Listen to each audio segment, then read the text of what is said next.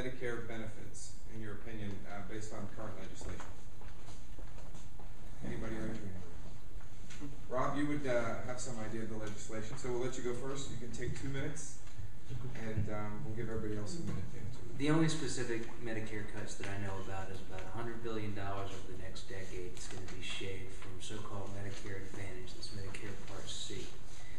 What Medicare Advantage is a Bush-era idea to privatize Medicare coverage into HMOs, where you have standard Part B coverage. You pay 80% fee-for-service. You pay Medicare pays 80%, and you or your supplemental insurance pays the 20%. What the idea is to phase out Medicare Advantage, because we're actually spending $1,500 more per patient per year in the program than we were in traditional fee-for-service. And the whole idea of Medicare Advantage was that it was supposed to raise money. So the current bill does have an amendment to begin the phase-out process of Medicare Part C. But if you're not using Medicare Part C, if you're using traditional Medicare Part B, as far as I know, there's nothing in the bill that would affect you in that regard. Yes, sir. Doctor. Again, I don't have any bias, and I don't have a lot of knowledge. I didn't prepare for this. But one thing I would point out is the bill as proposed does not do anything to pay for what was a planned reduction in physicians' fees. No one's crying about the physicians, and I don't want you to. But there's been a steady planned reimbursement decrease in physicians' reimbursements for Medicare that every year has been turned back. At this point, the amount that has been estimated to cost the healthcare bill does not include that. There's a separate bill that was planned to pay that off. I don't know if it's going to go through, but the reality is Dr. Steinbaum and I are surgeons. We get paid about $200 to do a laparoscopic hernia repair, which is the most common general surgical procedure. Sounds like a lot of money, but frankly, we needed excessive training to do it. It takes a couple hours to do. We have to see the patient for an hour beforehand. We have to staff our office. We have to see him afterwards to staff our office. With the proposed continued cuts in our reimbursement, in about 7 years we'll get paid $40 for that. There's no physicians that are going to continue to, one, be able to do that, to get paid that amount. Two, they're not going to tolerate it. They're going to back out of Medicare. They're going to back out of all the other plans. I don't have an answer for what to do about it, but I think we need a balanced answer. Part of the balanced answer, again, is we need to stop the frivolous lawsuits. We have to have an overall perspective as to what the money and the bills are going towards, and we have to protect our Medicare patients from further cuts. Thank you, Doctor. Any other thoughts on the panel in regard to Medicare cuts? I believe is the real question. Yes. There's also, in an attempt to try and reduce the cost of this program, because it is going to be an additional cost as you try and get more coverage for more people. There are certain elements of the healthcare industry that are trying to put some additional savings in their hospitals. I know we're doing that. I know some insurance companies are also coming up with some savings as well. So I mean, it's when you're talking $1 trillion additional, it may not seem like a big amount, but it is something. Thank you, Mr. Johnson. Anybody else before we move on? We'll go to the second question then, and again, just feel free to raise your hand if you'd like to answer this.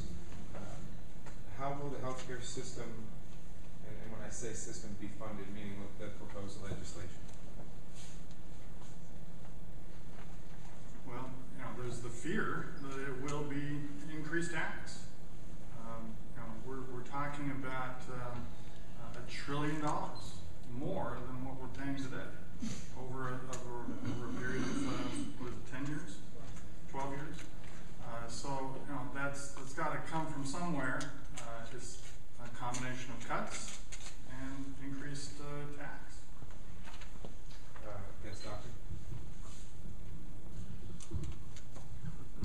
ideally, a lot of it would be to trim the fat. You know, Medicaid is fraught with corruption.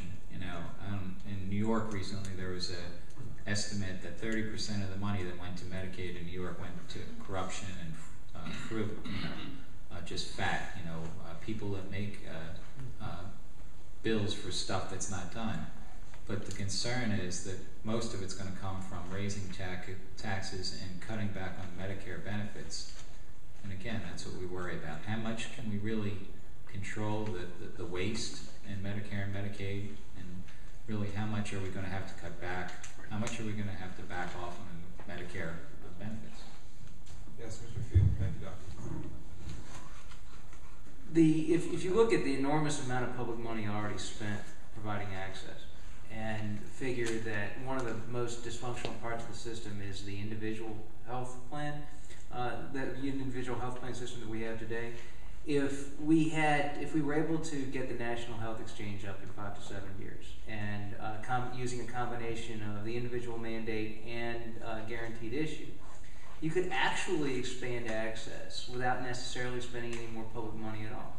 We are talking about spending public money because of the specifics of this particular plan. There have been a lot of compromises made in committee, a lot of compromises made with industry, but from an analytical point of view, there is enough money in the inefficiencies of the individual market to expand coverage without additional public money. I mean, look at what we're spending on Medicare. Look at how Medicaid. Look at how much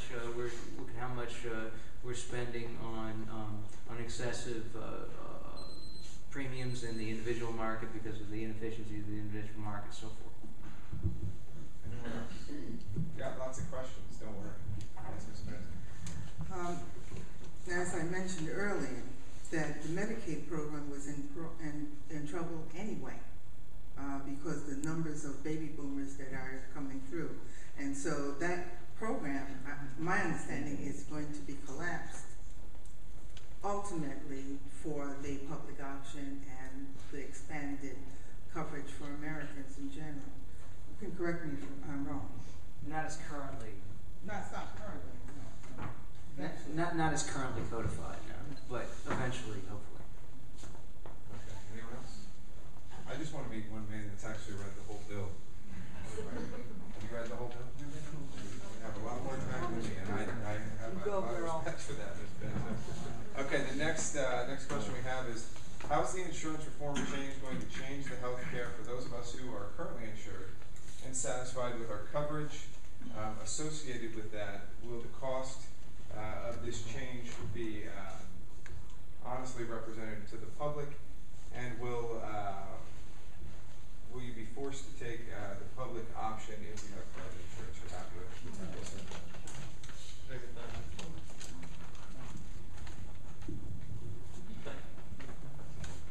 So, all right, there were a few questions there. First, I want to make it clear that it's been always made clear that the public option is always an option, no matter what. If you like the current insurance that you have, you can keep it. That's been something that Obama's campaigned on, and he said that anything that was proposed that would be different would be vetoed. So, could you actually read back the whole question? The whole question was, if you're currently insured, will you be forced to take the public option, essentially? If you're happy with it, and do you believe, those of you on the panel believe that the costs are being honestly represented to the public? Okay, and then also, wasn't there something about it? How will it affect you if you have healthcare insurance today? Yeah, if you're happy with your current. Right. So, also, if we're talking specifically about